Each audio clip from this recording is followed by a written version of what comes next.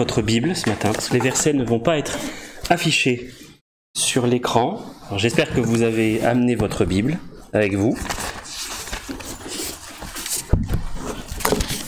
On va l'ouvrir dans la première épître aux Thessaloniciens au chapitre 2. 1 Thessaloniciens chapitre 2.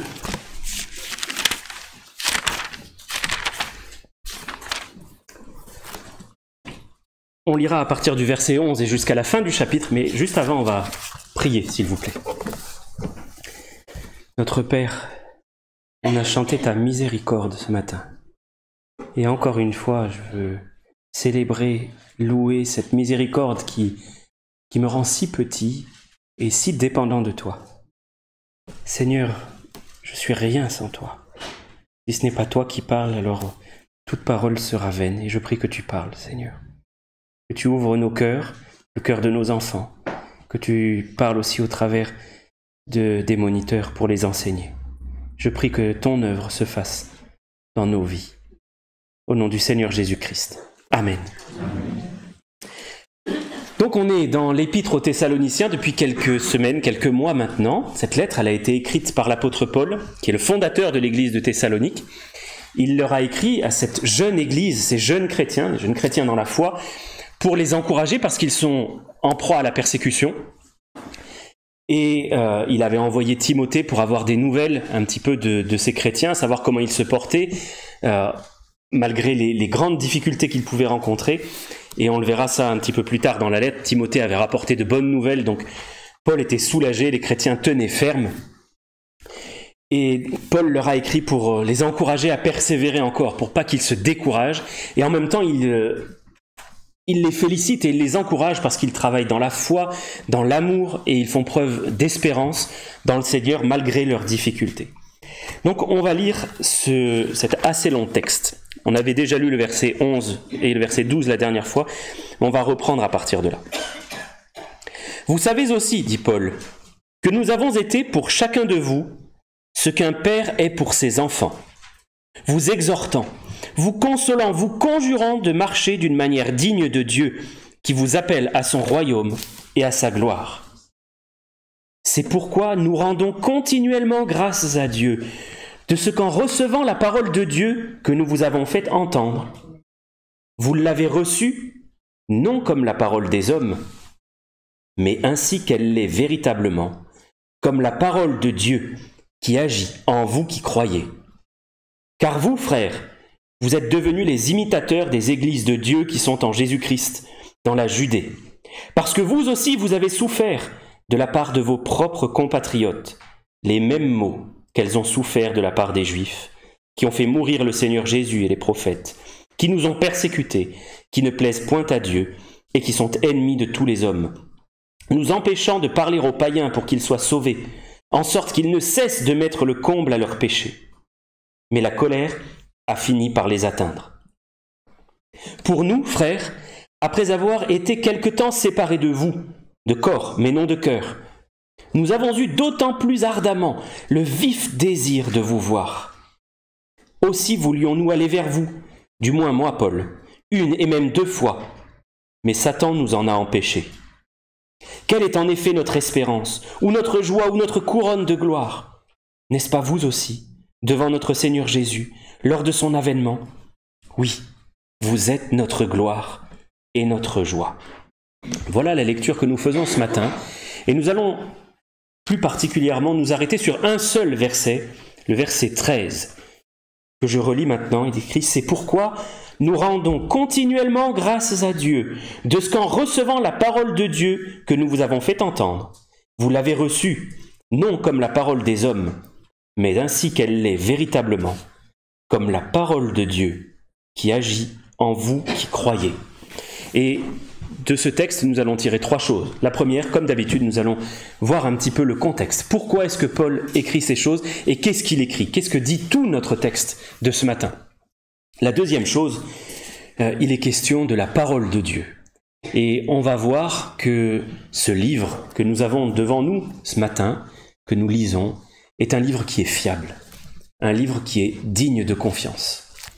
Et dans une troisième partie, il y aura une exhortation à la foi, à croire ce qui est écrit dans ce livre.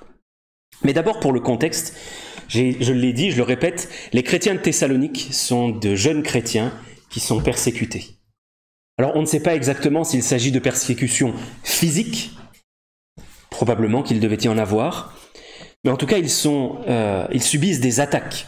Et ce dont on est sûr, c'est qu'il y avait des attaques spirituelles contre le fondateur de l'Église et ses compagnons, contre Paul, Silas, Timothée. On essayait de discréditer leur message, de les discréditer eux, parce que s'ils ne sont plus crédibles, eh bien le message qu'ils annoncent n'est plus crédible non plus. Ça, c'est ce qu'on avait vu la dernière fois.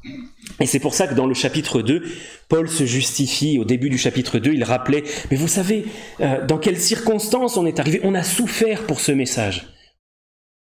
On n'a pas eu de motifs impurs. On n'a pas cherché à s'enrichir sur votre dos, mais on a été comme une mère pour vous, comme un père. On vous a choyé, on a pris soin de vous et on vous a conjuré, on vous a supplié, on vous a exhorté pour marcher d'une manière digne du Seigneur. » Et dans le texte qu'on a lu ce matin, en particulier le verset 13, Paul leur rappelle la nature du message qu'ils ont entendu. Ce message qui n'est pas un message qui vient des hommes, mais un message qui vient de Dieu. Et c'est Dieu lui-même qui a parlé. Imaginez dans notre société où nous entendons toutes sortes de choses sur le monde évangélique plus particulièrement, mais les chrétiens en général, mais c'est une secte. Mais vous suivez un fou. Vous fiez votre vie à un livre. Et l'argument de Paul, c'est la parole de Dieu. Ce livre vient de Dieu lui-même. C'est comme ça que vous l'avez reçu. C'est un message du Créateur. Et en réfléchissant à ces choses, je pensais à ce que l'apôtre Paul a écrit aux Galates. Alors si vous voulez regarder dans Galates chapitre 1, les versets 11 et 12, c'était dans un contexte un petit peu différent. En Galatie, les églises étaient attaquées par des faux docteurs. On enseignait une fausse doctrine, le salut par les œuvres, d'une certaine manière, par les œuvres de la loi. Et Paul rappelle que l'évangile, cette bonne nouvelle qui est, j'allais dire, incroyable, difficile à croire, tant c'est une bonne nouvelle. Il leur rappelle que ce n'est pas un message humain, c'est un message divin. Il leur dit « Je vous déclare, frères, que l'évangile qui a été annoncé par moi n'est pas de l'homme, car je ne l'ai ni reçu ni appris d'un homme, mais par une révélation de Jésus-Christ. » C'est une révélation de Jésus-Christ. C'est un message qui vient d'en haut. Et c'est ce qu'il est en train de leur rappeler à ces jeunes dans la foi thessaloniciens, le message auquel vous vous accrochez. Accrochez-vous-y encore. Parce que ce n'est pas un message qui vient de l'homme. L'homme passe, mais Dieu, lui, reste éternellement et son message aussi. Et parfois, nous, chrétiens, on peut se retrouver dans des moments d'opposition, des moments de confrontation, simplement parce qu'on s'attache à la parole de Dieu. Il va y avoir des tentatives pour nous en détacher, pour nous faire douter, jusqu'à ce qu'on puisse avoir ces pensées parfois sournoises, parfois légères, mais parfois aussi très percutantes. Mais est-ce que ça vaut le coup, en fait, de souffrir ce que je souffre ? Quand on perd de vue que le message dont on est dépositaire, le message que l'on a entendu, c'est le message de la parole de Dieu, c'est Dieu lui-même qui a parlé, eh bien ces pensées peuvent prendre racine en nous. Est-ce que ça vaut vraiment le coup ? Et en fait, pourquoi est-ce que je souffre ? Simplement parce que je suis attaché. Oh, on va prendre un petit peu de distance avec la Bible alors. On va essayer de relativiser un petit peu. Voilà pourquoi il leur rappelle qu'ils ne sont pas les seuls non plus à vivre ça. Regardez les versets 14 et 15 de notre texte. Il dit « Vous êtes devenus les imitateurs des églises de Dieu qui sont en Jésus-Christ dans la Judée, parce que vous aussi vous avez souffert de la part de vos propres compatriotes les mêmes maux qu'elles ont souffert de la part des Juifs, qui ont fait mourir le Seigneur Jésus et les prophètes, qui nous ont persécutés, qui ne plaisent point à Dieu et qui sont ennemis de tous les hommes. Il leur rappelle, mais vous n'êtes pas la seule Église, vous n'êtes pas les seuls chrétiens à souffrir pour votre attachement à la parole. En Judée, sur le territoire d'Israël, les églises de Jésus-Christ qui sont là-bas ont vécu exactement la même chose, de la part de leurs propres compatriotes. Ils ont été mis au banc de la société, rejetés à cause de leur attachement à la parole de Dieu. Et quelque part, cela nous amène à penser, à réfléchir à la perspective que nous donnons à la parole de Dieu. Quelle importance est-ce que nous lui donnons? Est-ce que nous lui reconnaissons cette qualité d'être parole du Créateur, parole de celui qui nous a fait? Est-ce que nous lui accordons dans nos cœurs et dans nos pensées l'autorité suprême, au-dessus de toute autre autorité dans notre vie? La qualité de notre vie intérieure va dépendre de l'autorité que nous accordons à la Bible. Est-ce que nous la considérons comme un recueil de mythes, de fables, de légendes, ou est-ce qu'il s'agit d'un livre digne de notre foi, absolument digne de notre confiance? C'est pour ça que ce matin, je voudrais montrer, par des éléments extérieurs à la Bible, en quoi ce livre est digne de confiance. Alors il y a des éléments internes à la Bible qui nous le prouvent, parce que quand nous le lisons avec un cœur bien disposé, nous voyons que ce livre nous parle. L'une des choses qui m'a amené à croire que la Bible est véritablement parole de Dieu, c'est que j'ai vu qu'elle disait la vérité au sujet de mon propre cœur. On va faire un peu d'histoire ce matin sur ce livre qu'on lit. On le lit chaque semaine ensemble, le dimanche, le mardi, et j'espère qu'on le lit chacun pour soi aussi, dans l'intimité, en privé. Et dans mon ancien travail, je travaillais dans une banque auparavant, on m'a fait un jour cette réflexion. Alors le repas du midi, c'était parfois l'occasion de discussions assez animées autour de la foi. Et on m'a dit un jour, mais tu bases toute ta vie sur un livre, mais tu es fou! Le Seigneur m'a fait la grâce de donner ce que je crois être une bonne réponse à ce moment-là. Mais c'est la parole de Dieu. Je ne suis pas en train de baser ma vie sur un livre d'Émile Zola ou de Jean-Jacques Rousseau ou qui sais-je, mais sur la parole de Dieu. C'est pas un livre, c'est le livre. Pourquoi d'ailleurs est-ce qu'on l'appelle la parole de Dieu? On va voir quels sont les éléments qui nous conduisent à dire oui, ce livre c'est la parole de Dieu. Est-ce qu'elle est fiable? Qu'est-ce qui nous le prouve? Alors est-ce que vous avez votre Bible ce matin avec vous? Oui. Bon, je vois quelques-uns qui la lèvent, c'est bien. Est-ce que vous connaissez un petit peu ce livre? Est-ce que vous connaissez un petit peu son histoire? Ce livre en fait c'est une véritable bibliothèque. Deux bibliothèques pour être exact. La première, que l'on appelle l'Ancien Testament, est composée de 39 livres. La deuxième, le Nouveau Testament, est composé de 27. Au total, ça fait 66 livres. Donc déjà une bibliothèque assez consistante. Ces livres ont été écrits par une quarantaine d'auteurs humains différents, sur une période d'environ 1500 ans. Donc le livre que vous avez entre les mains, à lui seul constitue déjà un miracle. 40 auteurs humains vivant sur une période de plus d'un millénaire ont écrit, et leurs écrits ont été compilés pour former un recueil que nous appelons la Bible. Alors, on va dire oui, mais ce livre, il a bien été écrit par des hommes, tu l'as dit. Il y a 40 auteurs humains. C'est vrai. Et c'est un argument que l'on peut entendre. Oui, bon, la Bible, ça a été écrit par des hommes. C'est vrai. Des êtres humains ont pris la plume et ont écrit. Ils ont écrit ce livre qu'on lit. Mais regardez ce que dit 2 Pierre, chapitre 1, verset 21. 2 Pierre, chapitre 1, verset 21. Ça nous indique un petit peu comment s'est passée la rédaction de ce livre pour ces hommes-là.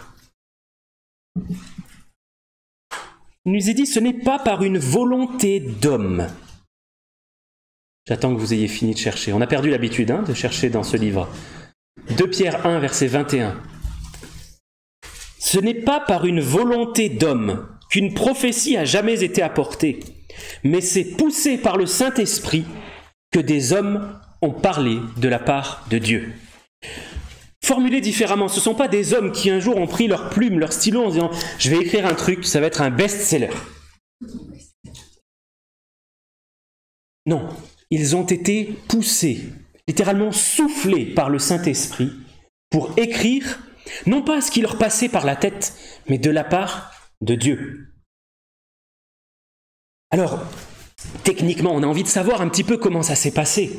Eh bien, pour certains, ils ont entendu une voix. La voix de Dieu leur dictait ce qu'ils devaient écrire. D'autres ont reçu des visions. Des visions dans lesquelles Dieu leur demandait « écris ». Et parfois, on ne sait pas exactement comment ils ont reçu l'inspiration divine pour écrire.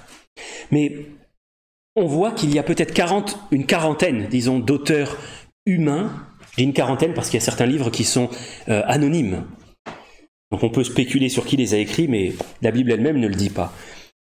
Mais il y a un auteur avec un A majuscule, un auteur divin qui a inspiré l'intégralité des 66 livres de la Bible. Quelque chose qui est important, c'est que cette Bible, elle a été inspirée mot à mot. Nous croyons en une inspiration dite verbale, que Dieu n'a pas inspiré des idées, mais qu'il a conduit les auteurs humains à rédiger de telle sorte que leurs mots, même dans les textes originaux, en hébreu, en araméen, en grec, soient inspirés au mot près. Il y a un exemple dans la Bible qui nous le montre, c'est dans Galates chapitre 3, verset 16. Si vous voulez regarder avec moi dans Galates chapitre 3, verset 16,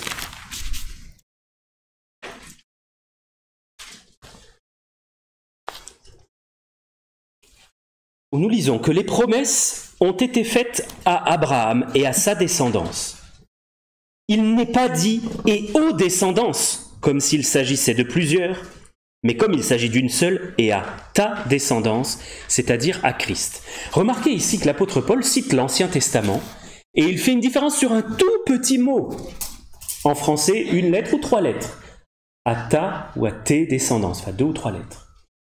Un mot aussi petit que celui-ci est inspiré par Dieu. Et il nous dit bien ce que la Bible ne dit pas. Donc Paul croyait en une inspiration absolument verbale, au mot près, dans les textes originaux. Regardez encore ce qui est dit dans Matthieu chapitre 5. Matthieu 5, versets 17 et 18.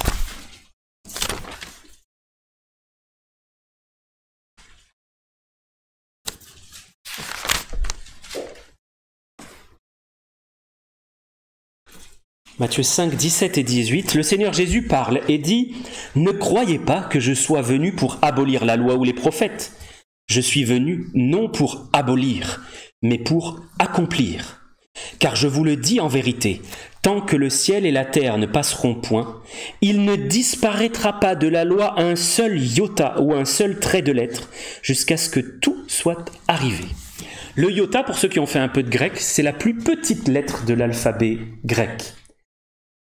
Il existe même en grec ce que l'on appelle, je fais un petit peu d'histoire, un iota souscrit, c'est-à-dire la plus petite lettre, on l'écrit en tout petit, à la façon d'une cédille, sous certaines lettres, ce qui change le sens du mot. Donc on voit que le Seigneur lui-même insiste sur la précision chirurgicale de ce livre. D'où l'importance pour nous d'avoir une traduction fiable. Et je fais simplement un tout petit aparté pour dire que dans notre belle langue française, nous avons de très bonnes traductions. Et il existe aussi des choses qui sont parfois vendues pour être des traductions, mais qui n'en sont pas, qui sont des transcriptions. Parole vivante, par exemple, est une transcription. La Bible du Semeur est une transcription. Ce n'est pas qu'elle ne soit pas fiable ni intéressante, mais la démarche était différente. On a explicité le texte et on l'a interprété pour en rendre le sens, en s'éloignant du texte original. Alors vous avez des Bibles qui sont parfois un petit peu rigolotes à lire, comme la Bible, la version Chouraki. Alors lui, il s'est attaché au texte hébreu notamment, pour en rester le plus près possible, et parfois en français, on se demande, mais qu'est-ce que ça veut dire ? Voilà, donc il a inventé de nouveaux mots pour essayer de retranscrire le texte original, et parfois la lecture de ce texte-là est vraiment pas aisée, et c'est pour ça que une bonne version second fait bien l'affaire dans notre langue. Elle est réputée assez fiable, assez proche du texte original pour que l'on puisse ne pas en douter, et assez compréhensible dans notre langue actuelle. Donc ça, c'était une petite digression sur la qualité de nos Bibles. Mais on voit aussi que cette Bible, c'est un livre avec une unité. J'ai dit qu'il y avait une quarantaine d'auteurs humains différents. Aujourd'hui, si on prenait au hasard une quarantaine d'entre nous, on nous met chacun enfermé dans sa chambre à écrire un texte, au pif, selon son inspiration. Et on compile le tout après. On va avoir quelque chose, certainement de très drôle, mais d'absolument pas uniforme. Là, imaginez, ces personnes qui ont écrit viennent d'arrière-plans totalement différents. Vous avez des personnes qui ont été élevées à la cour, comme Moïse, des personnes d'origine noble, comme Daniel.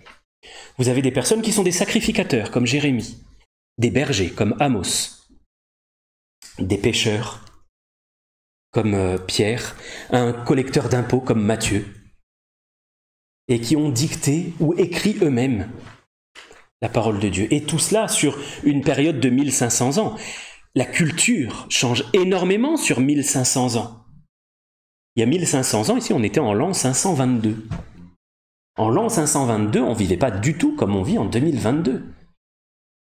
Et pourtant, ce livre présente une unité absolument extraordinaire.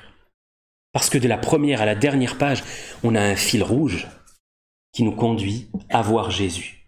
Alors parfois on le voit d'angles différents, avec une perspective différente. Mais le sujet unique de ce livre, c'est Jésus-Christ. C'est la perdition de l'homme et son salut, son rachat par Jésus-Christ. Alors on peut se demander, oui, mais comment est-ce que ces 66 livres qui ont été écrits par tant de personnes différentes et sur une période aussi longue, comment est-ce qu'ils se sont retrouvés ensemble ? Comment est-ce qu'on les a réunis dans cette même bibliothèque ? Bien là encore, on voit que le processus n'est pas du tout humain. C'est vraiment un processus divin. Ce ne sont pas des hommes qui se sont réunis, on va dire, bon, celui-là il est divin, celui-là il ne l'est pas. Vous savez, la technique du doigt mouillé, ouais. Ça... Non. Regardez ce qui est écrit dans Romains, chapitre 3, verset 21.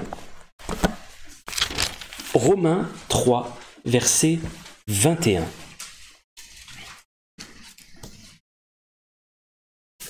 Pardon, je me suis trompé. C'est Romains, chapitre 3, mais ce n'est pas le verset 21, c'est le verset 2.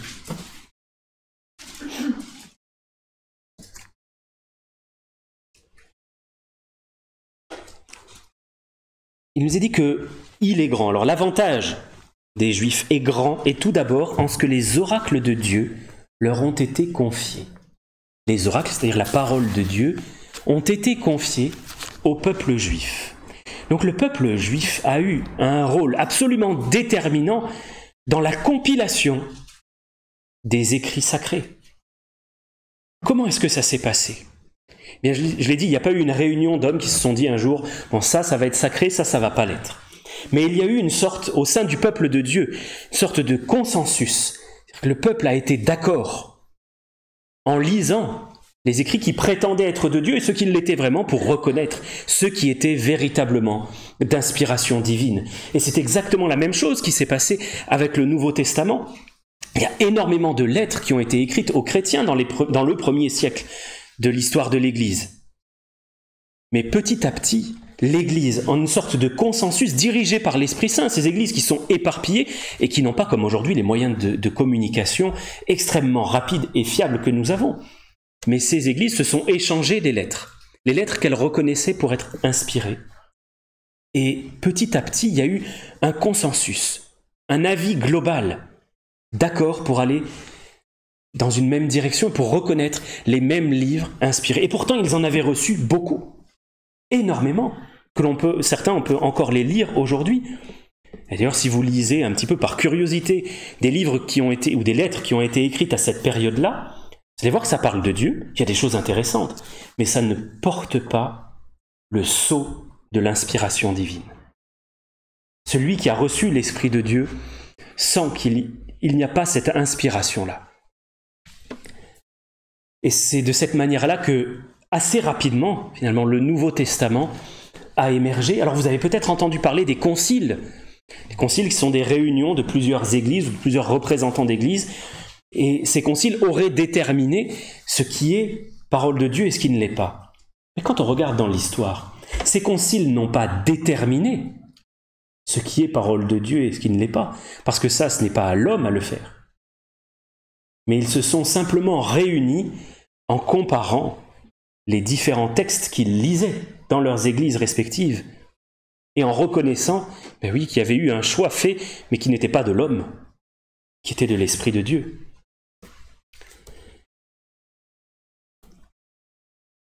Un point supplémentaire sur lequel je voudrais nous attirer ce matin, c'est le fait que la Bible est un livre inchangé.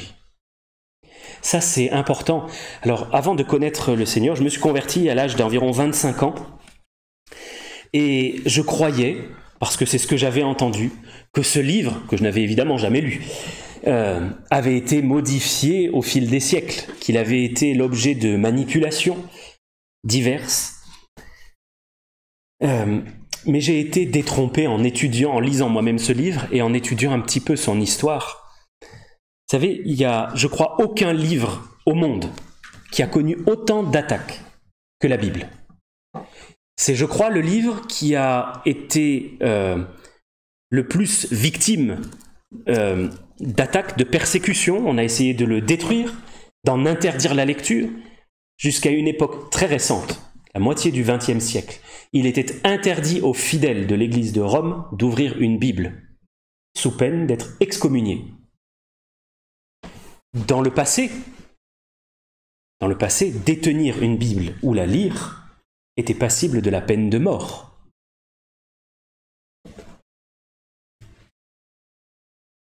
Donc il y a eu vraiment des attaques féroces. Aujourd'hui encore, dans certains pays comme la Chine, il est impossible de se procurer une Bible et en détenir une en Chine ou dans certains autres pays met votre vie en danger.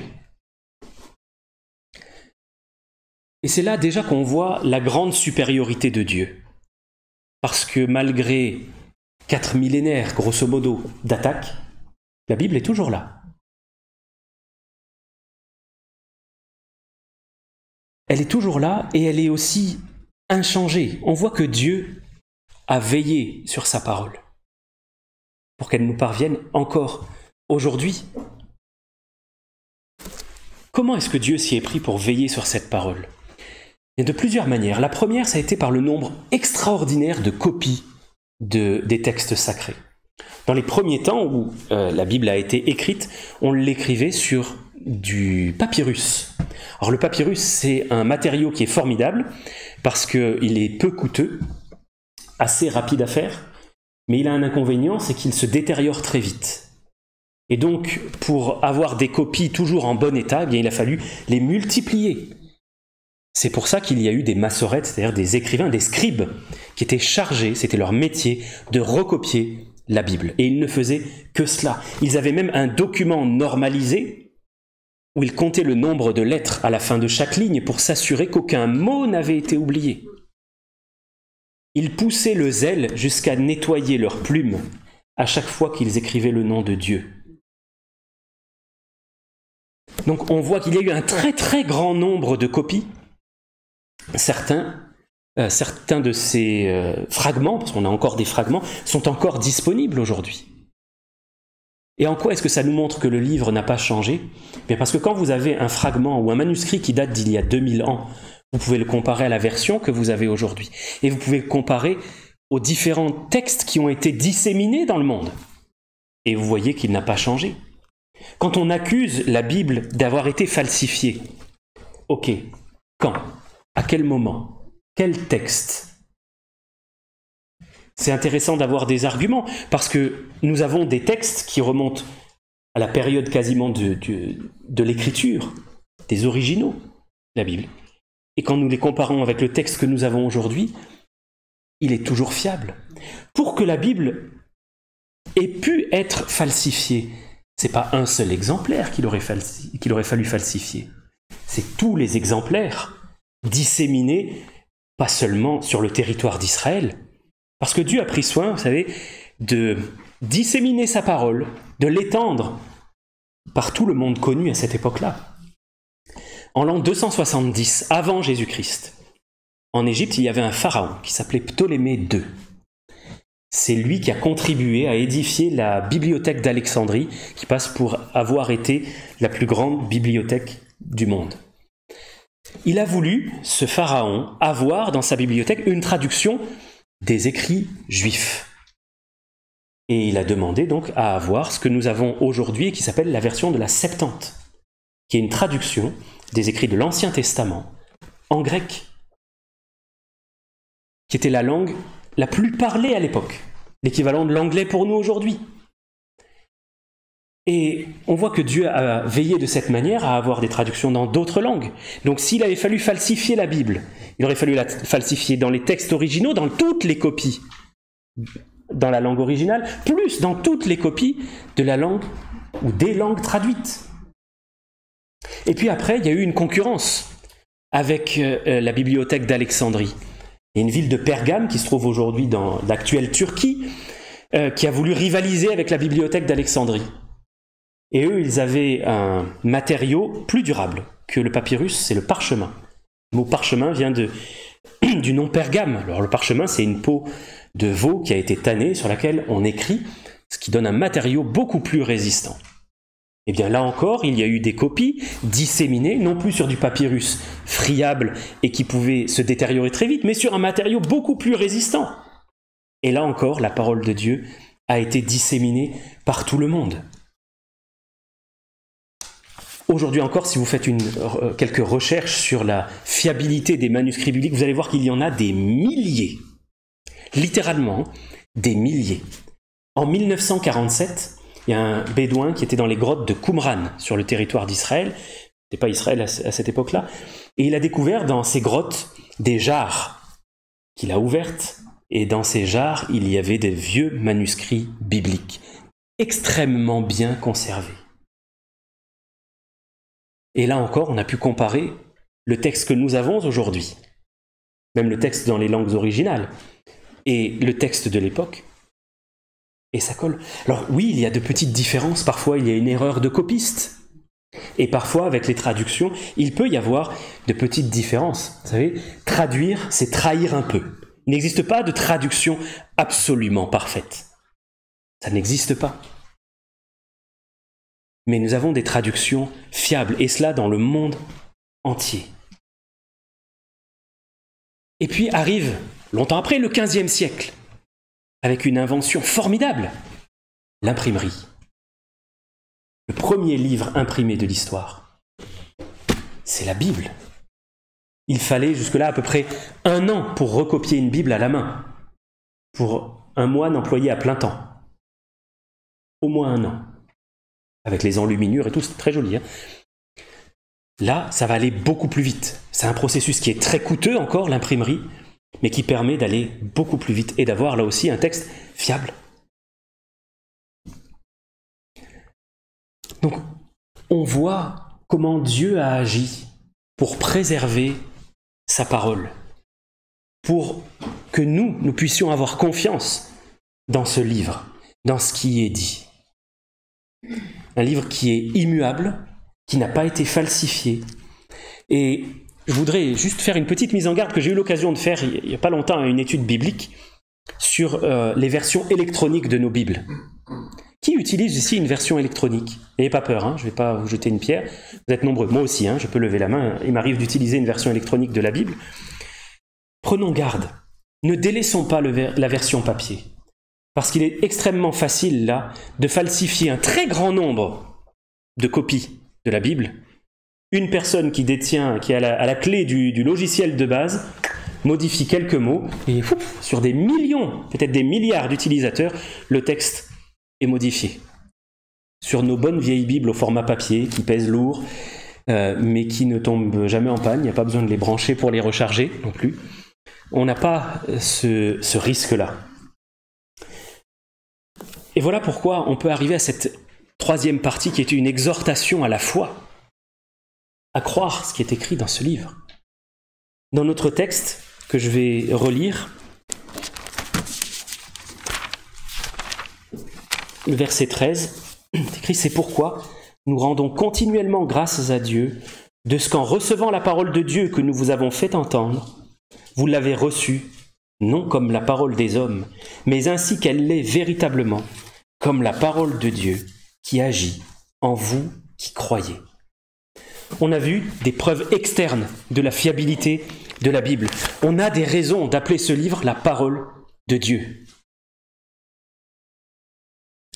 Elle a traversé des siècles, elle a été préservée par son auteur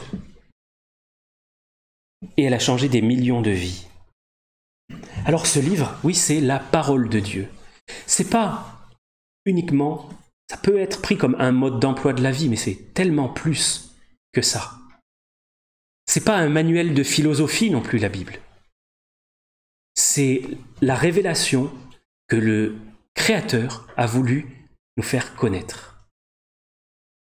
La personne la plus importante de l'univers a tenu à se faire connaître et elle a tenu à le faire à travers ce livre. Alors dans notre monde, nous avons plusieurs moyens pour connaître Dieu. Il y a la nature qui nous parle d'un Créateur extrêmement puissant qui peut créer par sa seule parole un monde infiniment complexe. On a aussi notre conscience qui nous parle du bien et du mal. Mais la Bible, le livre saint, saint ça veut dire mis à part, précieux, unique, c'est la révélation ultime et suprême de Dieu. C'est de cette manière-là que Dieu se fait connaître. Et il est écrit dans notre texte, cette parole de Dieu, nous vous l'avons fait entendre. Vous avez entendu, tous ceux qui sont dans cette salle ce matin ont entendu quelque chose de la parole de Dieu. C'est devenu pour vous un dépôt. Vous l'avez reçu. Maintenant, qu'est-ce que vous allez en faire? Et comment est-ce que vous l'avez reçu? C'est la deuxième partie du texte qui dit « Vous l'avez reçu », oui. Et comment est-ce que vous recevez ce que vous lisez dans ce livre? Est-ce que vous le relativisez? Ou est-ce que vous le prenez comme ce qu'il est? Parole de Dieu, incontestable dans son autorité. Et aujourd'hui, on a fortement tendance à mettre même pas en parallèle, mais en opposition, la Bible et la science. C'est très intéressant parce que notre monde va dire que la science est toujours au-dessus de la Bible.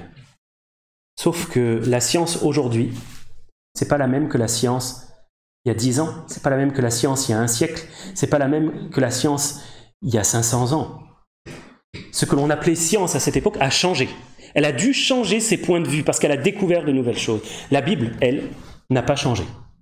Le diagnostic que la Bible pose sur le cœur humain est toujours le même et il se vérifie de manière invariable.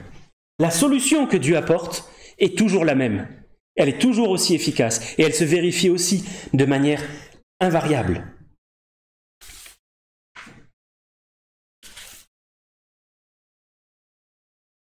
Comment considérez-vous ce livre? Est-ce que vous lui accordez l'autorité qu'il dit lui-même avoir et que l'histoire nous prouve qu'il a? Être parole de Dieu. Peut-être est-ce un moment de se repentir d'avoir considéré ce livre comme étant un recueil de fables, peut-être quelque chose d'utile qui apporte quelques enseignements sur la vie, mais n'étant pas la parole de Dieu. Vous savez, si c'est un homme qui me dit ce que j'ai à faire, peut-être que je vais l'écouter. Si je juge que son conseil est bon, que ce qu'il me dit est pertinent, et qu'il réussit à avoir mon attention. Si c'est une personne en uniforme qui me dit ce que j'ai à faire, je risque d'être un petit peu plus attentif. Si c'est un uniforme de la police ou de la gendarmerie. Si c'est quelqu'un de beaucoup plus fort que moi, là aussi je vais prêter une oreille attentive. Mais là c'est le Créateur, le Tout-Puissant, qui parle. Tout ce que nous avons besoin de savoir est ici, dans ce livre. Tout ce que nous avons besoin de savoir est écrit dans ce livre. C'est un message qui est complet et qui est suffisant. Entièrement suffisant. Regardez Proverbe chapitre 22, s'il vous plaît. Proverbe 22, versets 19 à 21. Regardez ce que Dieu vous dit. Proverbe 22, versets 19 à 21.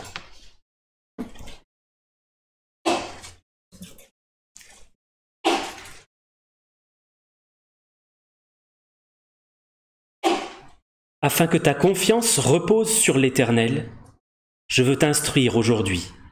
Oui, toi.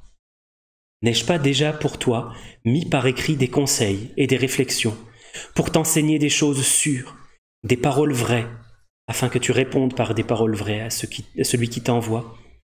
Je veux t'instruire aujourd'hui. Oui, toi. Ça, c'est ce que Dieu nous dit ce matin, avec des paroles sûres, des paroles vraies.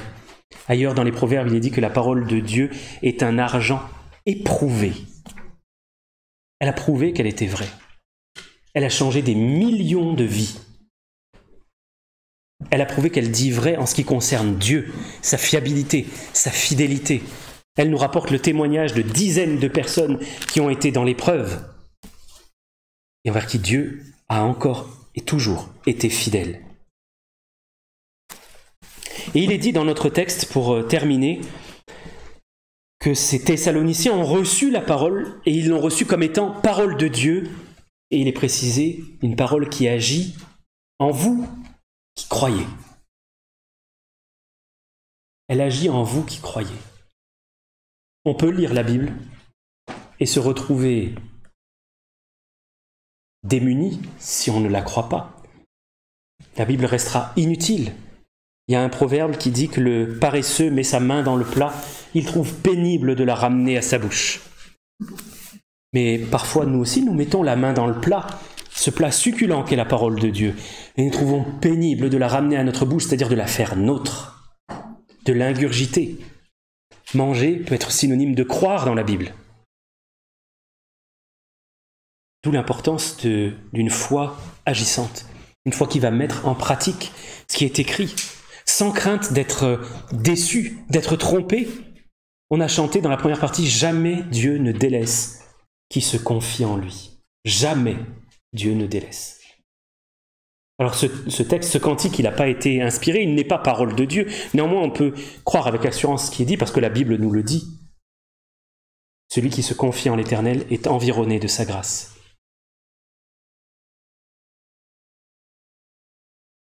Et parfois, au lieu de se laisser juger par la Bible, c'est nous qui en venons à juger cette parole.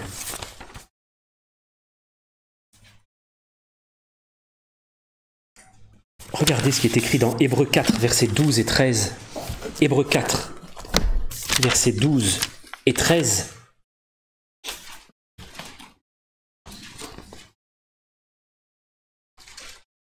Il nous est dit que la parole de Dieu est vivante et efficace, plus tranchante qu'une épée de tranchant, pénétrante jusqu'à partager âme et esprit, jointures et moelles. Elle juge les sentiments et les pensées du cœur. Nulle créature n'est cachée devant lui, mais tout est nu et découvert aux yeux de celui à qui nous devons rendre compte. Elle est vivante, efficace, plus tranchante, jusqu'à séparer des choses que l'on n'arrive pas, nous, à séparer l'âme et l'esprit. Très dur de savoir ce qui est du ressort de l'âme, ce qui est du ressort de l'esprit. Mais la parole de Dieu, elle, arrive à inciser avec cette précision chirurgicale dont je parlais tout à l'heure, pour nous disséquer intérieurement. La Bible nous dit qu'il est impossible que Dieu mente. Dieu aurait pris soin de préserver ce livre pendant au moins 3500 ans. Il l'aurait préservé de toute attaque, de toute falsification. Et nous douterions, alors qu'il est impossible que Dieu mente. Croire, ça c'est l'exhortation que nous avons ce matin. Elle agit, elle est efficace si on la croit. La Bible n'est pas un recueil de formules magiques qu'il faudrait crier très fort. Non, elle est la parole d'un Dieu qui nous parle, qui nous dit comment vivre, qui nous dit quoi croire, auquel nous devons, avec son aide, conformer notre vie. On va prier ensemble.